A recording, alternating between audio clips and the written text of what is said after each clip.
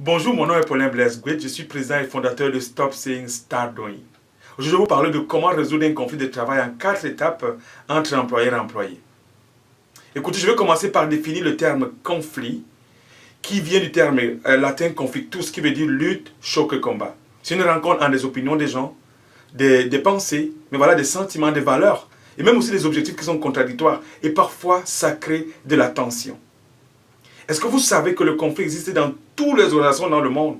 Par exemple, ça commence par la famille, deux enfants qui disputent, dans la vie d'un couple, à l'école, au travail, dans les églises. Partout, le conflit a toujours existé. Mais pour qu'il y ait un conflit, il faut quand même 3 conditions. Les acteurs, mais voilà, la relation avec les acteurs, et puis voilà, des enjeux aussi pour chacun des acteurs. Dans les entreprises, le conflit est aussi là. C'est une grosse problématique, n'est-ce pas? Et aussi, voilà, les ressources humaines ont une grosse tâche colossale pour pouvoir amener des gens à s'asseoir et à résoudre leurs problèmes, ou bien à résoudre, n'est-ce pas, les conflits qui existaient déjà. Pourquoi? Parce que la communication en entreprise est complètement erronée, biaisée, dégradée. Ça n'a plus de sa valeur, quoi. Ça a perdu sa valeur, en fait. On peut le voir aujourd'hui dans le monde du travail. On voit les multinationales qui déménagent, n'est-ce pas, des pays occidentaux pour aller dans des pays sous-développés pour la recherche d'une main-d'œuvre moins chère. Et ça laisse des gens sans travail. Ça crée des tensions. Les gens vont dans la rue, marchent contre, n'est-ce pas, le système, même les politiques aussi, votent des lois dures pour que les compagnies puissent rester sur place. Waouh! Est-ce que vous savez qu'il existe plusieurs types de conflits dans le monde? J'ai pris quand même 5 différents types de conflits que je vais partager avec vous. Le premier type, c'est le conflit de pouvoir. En fait, c'est 2 individus qui travaillent ensemble. Il y a un qui essaie de supplanter l'autre par rapport à ses droits et ça ne marche pas. Ça crée vraiment beaucoup de tension. Le conflit de rivalité. Ce sont 2 personnes qui sont dans le... Voilà, ils sont compétitifs parce qu'ils cherchent des résultats pour paraître bien devant le boss. Et ça crée énormément de rivalité. Il y a le conflit d'opinion. Voilà, on émet nos idées, nos valeurs. Parfois, on parle de la religion et ça crée énormément de tensions. Il y a le conflit des générations. Génération Y et Z, ils finissent les études, collège et université, dans le but de venir travailler dans les entreprises. Quand ils arrivent, ils essaient de tout changer, de tout chambouler et ça crée énormément de tensions. Et enfin, les malentendus, qui trouvent toujours leur source dans dans la mauvaise communication, n'est-ce pas, entre des individus ou bien entre les membres d'un groupe. Les conflits peuvent être nuisibles.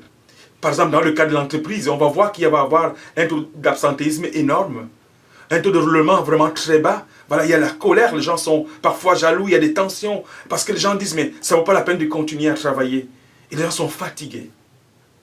Mais comment faire? Heureusement que la gestion des conflits, n'est-ce pas, dans le monde des entreprises, nous aide quand même à mieux les cerner, les discerner, à mieux les comprendre pour pouvoir les gérer d'une façon très efficace. Ça m'amène à un dernier point. Les 4 étapes pour résoudre, n'est-ce pas, un conflit de travail.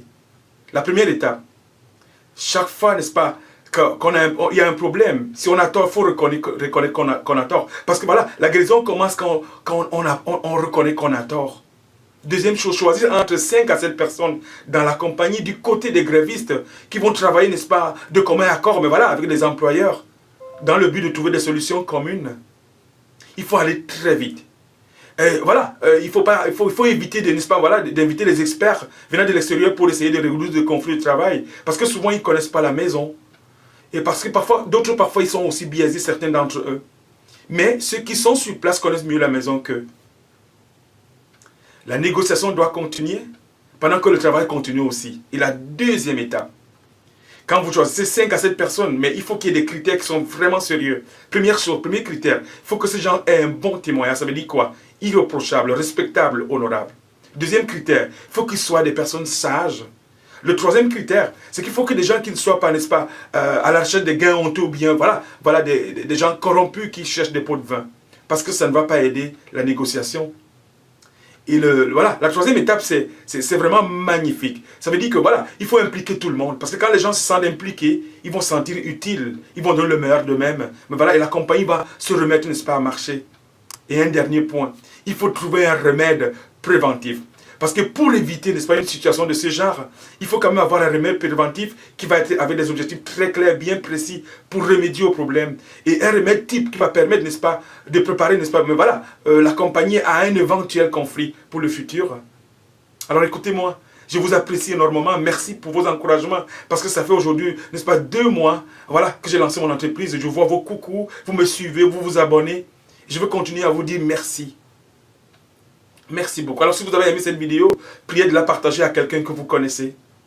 Et en plus, si vous n'êtes pas encore abonné sur ma page, n'est-ce pas, YouTube, ou bien sur ma chaîne YouTube, allez-y, abonnez-vous maintenant.